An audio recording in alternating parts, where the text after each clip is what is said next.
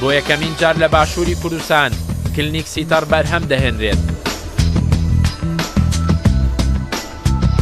کلنیک سیتەر یاخود دەستە سڕی تەڕ ڕۆژانە لەلایەن هاوڵاتیانەوە بەکاردەهێنرێت. لە شاری هەولێر کارگەیەکی مۆدێرنی بەرهەمهێنانی کلنیک سیتەر دامەزراوە. کارگەکە لە توانایدا هەیە بەشێکی زۆری پێداویستەکانی ناوخۆ و وڵاتی عێراق لە کلنیک سیتەر دابین بکات.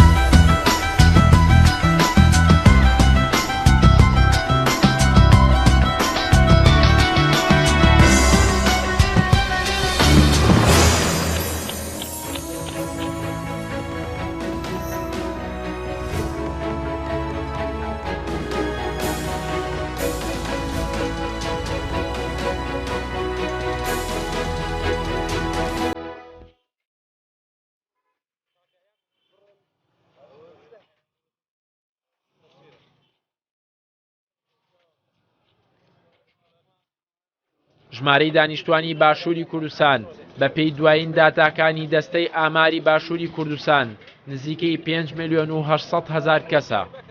لەو ژمارەیەش نزیکەی 115 تاوەکو 120 منداڵی خوار تەمەنی 5 تاوەکو 10 ساڵە. ڕێژەی گەشەش لە باشووری کوردستان بە پێی دوایین داتاکان 102.5. بۆ ئەو ڕێژە زۆرەی دانیشتوان و ئەو ڕێژە گەشەیەش شتومەک و کاڵا ڕۆژ بە ڕۆژ زیاتر پێویستتر دەبن. ئەوجا ئەو شتومەک و کاڵایانە بەرهەمی کوشت و کاڵی بن یاخود بەرهەمی پیشەسازی. ساڵ بە ساڵ لەگەڵ گەشە و زۆربوونی دانیشتواندا داخوازی لەسەر سەوزە و میوە و گشت بەرووبوومە پیشەسازیەکان زیاتر دەبێت. بەرهەمی ناوخۆش بە شێوەیەکی گشتی بەشی پێداویستەکانی ناوخۆ ناکات، نە لە کەرتی کوشت و کاڵ و نە لە کەرتی پیشەسازیش. بۆیە لەگەڵ بوونی قەیرانی دارایش بەردەوام شتومەک و کاڵا لە وڵاتانی دراوسێ و زۆربەی وڵاتانی دنیاوە هاوردەی باشووری کوردستان دەکرێت. یەکێک لەو کاڵایانەش کە هاوردەی باشووری کوردستان دەکرێت کلینکسە. کلینکس یاخود دەستە سڕ دوو جۆری هەیە، وشک و تەڕ. هەردوو جۆرەکەی بە ڕێژەیەکی زۆر هاوردە دەکرێت. سەرەڕایبوونی ژمارەیەکی بەرچاوی کارگەی بەرهەمهێنانی کلینکسی وشک واتە دەستە سڕی وشک، بەڵام بەهۆی دانەنانی باج لەسەر دەستە سڕی وشکی هاوردەکراو بەرهەمی ناوخۆ ناتوانێت ڕکابەری بەرهەمی هاوردەکراو بکات لە نرخدا. بۆیە بەشێکی زۆریان لە کار کەوتون و کار ناکەن و بەرهەمی کلینکسی وشک بەرهەم ناهێنن.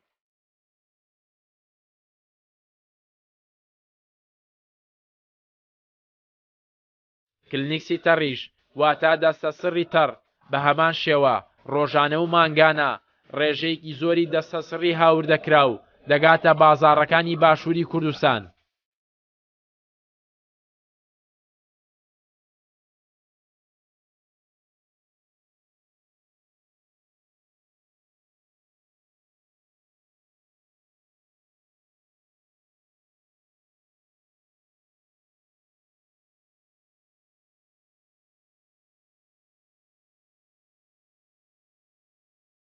ئێستا لە شاری هەولێر و بۆ یەکەمین جار لە باشووری کوردستان کارگەیەکی بەرهەمهێنانی دەستە سڕی تەڕ دامەزراوە. کارگەکەی پایتەختی باشووری کوردستان تەواوی پێداویستەکانی ناوخۆ و وڵاتی عێراق پڕ کاتەوە لە کلینکسی تەڕ.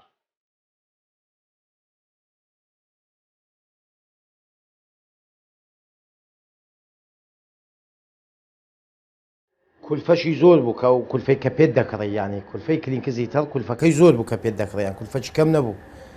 ئیدیوا بڕیادماندا کە کارخانەکەی لێرەدا بنێن باشترە.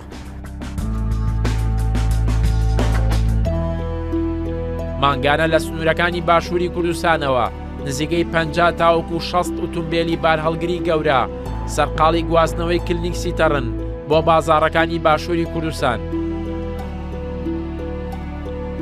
کە هەر ئۆتۆمبیلێکی بار هەڵگر 1700 کارتۆن کلینکسی تەڕی تێدایە کە هەر کارتۆنێکیش لە 12 دەستەی کلینکسی تەڕ پێک هاتووە.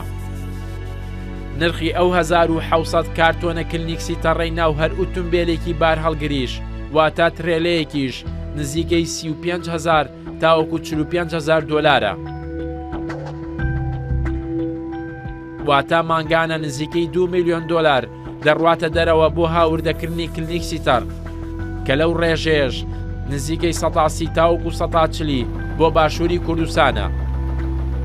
واتە مانگانە لە ئەنجامی کڕینی کلنیکسی تەڕەوە نزیکەی 800,000 دۆلاری ئەمریکی دەڕواتە دەرەوە واتە 80 دەفتەر بۆ یەک مانگ.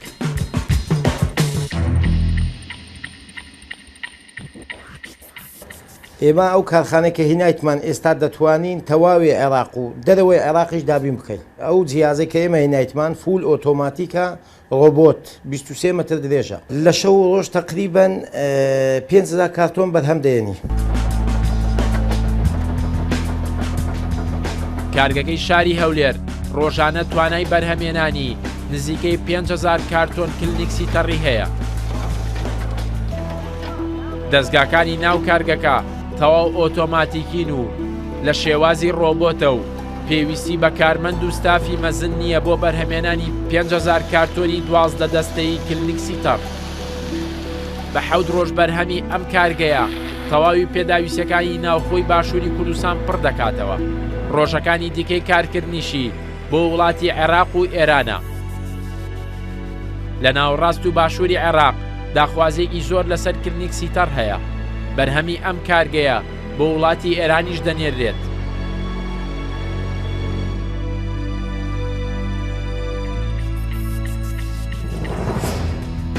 بە شێوەیەکی گشتی کلنیکسی تەڕ لە دوو بەشی گرنگ پێک دێت. پەڕۆ و ئەو گیراوەی کە دواتر لە پەڕۆکە دەدرێت. یەکەمیان پەڕۆی کلنیکسەکەیە واتە دەستە سڕەکان کە بە شێوەی گوڵۆڵۆی گەورە گەورە دەهێنرێنە ناو کارگە.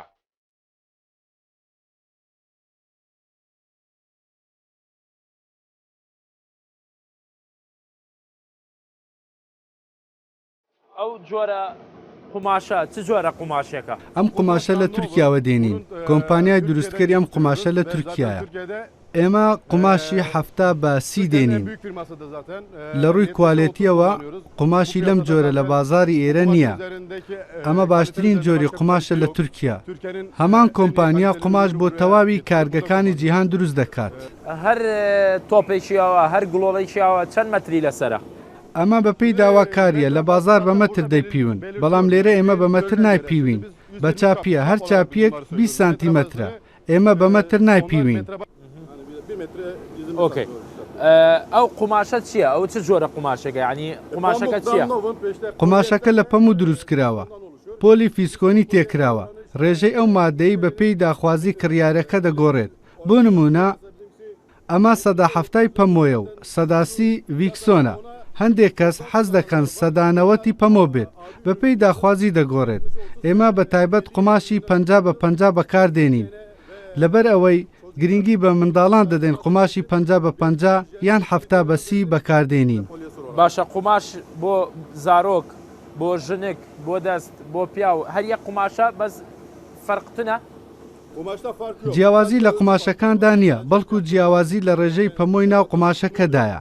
ڕێژەکە لە قوماشی جلوبەرگ لەگەڵ قوماشی دەسماڵ دەگۆڕێت. کۆمپانیاکە بەپێی داواکاری کڕیارەکانی خۆی دروستی دەکات.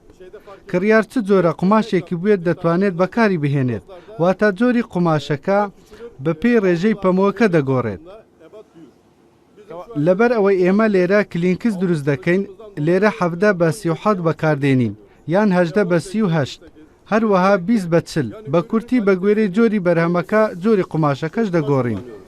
زۆر باشە لە ڕۆژێکدا یان لە کاژێرێکدا چەند تۆپی ئەو هاتان پێویستە؟ جارێکی دیکەش دەڵێم ئێمە کاتێک تۆپی قوماش بەکاردێنین ئەگەر نەشزانین بەکاری بهێنین بەپێی ئەو کارەی داوامان لێکراوە لەگەڵ ژمارەی ئامێرەکان دەیزانین.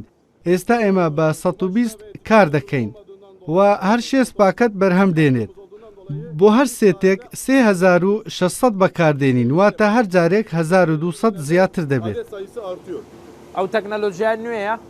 تەکنەلۆژیاکە زۆر نوێیە. ئێمە پێشکەوتوترین تەکنەلۆژیای ئەو بوارە بەکاردەهێنین. بۆ نمونە هەموو ئامێرەکان و پارچەکانیان لە ئەڵمانیەوە هاوردەکراون. واتە خۆمان گوتمان فلان ئامێر و فیسار ئامێرمان دەوێت بۆ ئەوەی لە کاتی گەیشتنیاندا تووشی سەختی نەبین. ئەمە فول ئۆتۆماتیکە ئەم دەستگا؟ ئەمە فول ئۆتۆماتیکە، دەستی ئێمەی بەرناکەوێ. هەمووی ئۆتۆماتیکە بۆ ئەوەی تۆز نەچێتە نێویان ئامێرەکاندا دەپۆشین.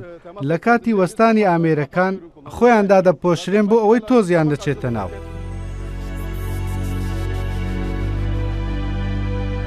دەستگاکە چەند گڵۆڵەیەکی دەستە سڕی تایبەتی دەخرێتە سەر و گڵۆڵەکان دەست دەکەن بەکردنەوە.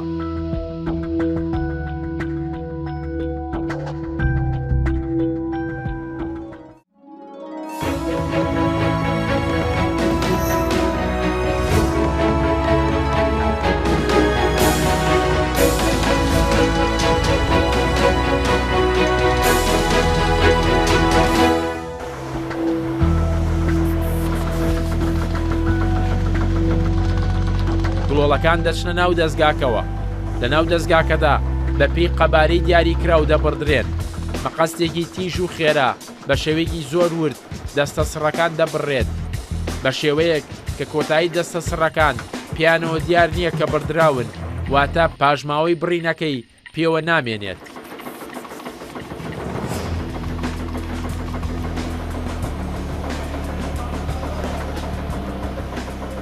دوای بڕینی هەر پارچەیەک بە پێی داخوازی و پێویست لە ڕێگەی چەند نۆزلێکەوە مادەیەکی گیراوە لە دەستە سڕە بڕدراوەکان دەدرێت. ئەو گیراوەیە پێک هاتووە لە چەند مادەیەک کە دواتر لە کاتی بەکارهێنانیدا پێستی منداڵ و گەورەکان پاک دەکاتەوە و تووشی سووتانە و حەساسیەتی ناکات.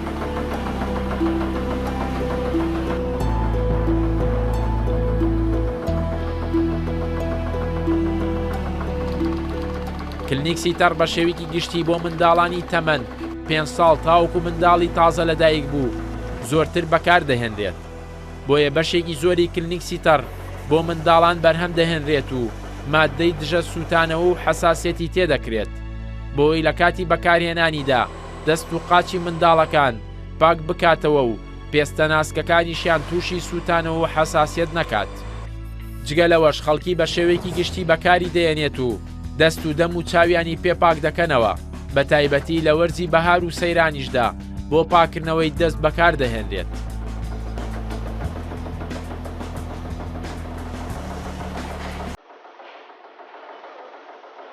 دواتر کلنیکسە بڕدراوە تەڕەکان دەخرێنە سەریەک و دەکرێنە دەستە.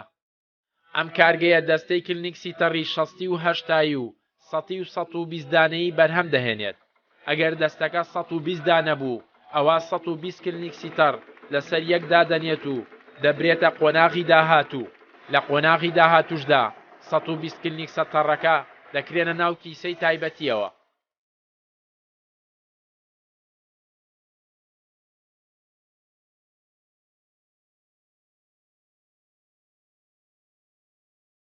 پاشانیش ئەملاو ئەولای دەبەسترێت. دواتریش لە ڕێگەی ڕۆبۆتێکەوە لەزگە و بەشی سەرەوەی دەستەکەی لێ دەدرێت. سەرەتا ڕۆبۆتەکە ئەو بەشە هەڵدەگرێت و بە خێرایەکی زۆر بەسەر سیکۆتینێکی تایبەتا دەیبات و لەسەر بەرگی کلنیکسەکە دایدەنێت. پاشان بەرگ و کیسە و دەستەی کلنیکسەکە تەواو ئامادە دەبێت. دواتریش چەند کارمەندێک بەدەست دەیکەنە ناو پاکەتەوە و هەر پاکەتێکیش 12 دەستەی کلنیکسی تەڕی تێدا دادەنرێت و ئامادە دەبێت.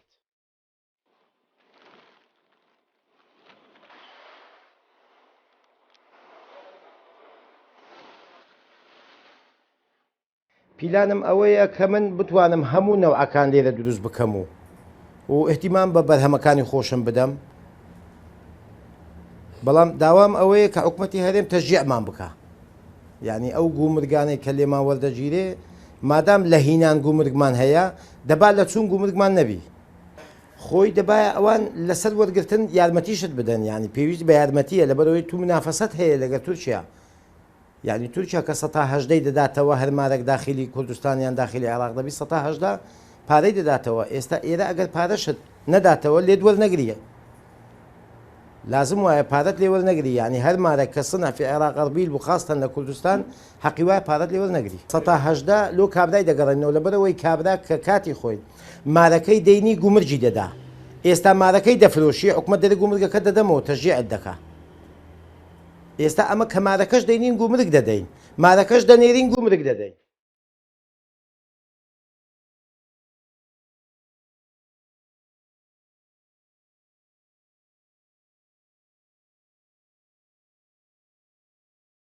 لە هەموو وڵاتێکدا حکوومەت سیاسەتی خۆی بۆ هاوکاری و پشتگیری کەرتی پیشەسازی و کشتتوکاڵ هەیە، بەڵام تاوەکو ئێستا ئەو سیاسەتەی حکوومەتی هەرێمی کوردستان دیار نییە و پشتگیری و هاوکاری ئەو کەرتانە بە شێوەیەکی پراکتیکی ناکات. لە وڵاتێکی وەکو تورکیا کە چەند سەد کیلۆمەترێک لە پایتەختی باشووری کوردستانەوە دوورە، تەواو هاوکار و پشتیوانە بۆ کەرتی کشتتوکاڵ و پیشەسازی و بەشێکی زۆری بژێوی خەڵک و حکومەتیشی لەسرە. لە باشووری کوردستان تەنها ئەگەر بێت و لە کاتی بەرهەمێنانی هەر بەرهەمێک لە ناوخۆی کوردستاندا باجێکی کەم لەسەر هەمان ئەو جۆرە بەرهەمانەدا بنرێت کە لە دەرەوەی کوردستان دەهێنرێن، ئەوە کەرتی پیشەسازی و کشتتوکاڵ زۆر خێرا گەشە دەکات و حکومەتی هەرێمیش داهاتێکی زۆری دەست دەکەوێت لە ئەنجامی وەرگرتنی ئەو باجانە و خەڵکێکی زۆریش دەچنە ناو کارگەکان و کارگەی زیاتر دەکرێتەوە و لە ناو کارگەکاندا کار دەکەن.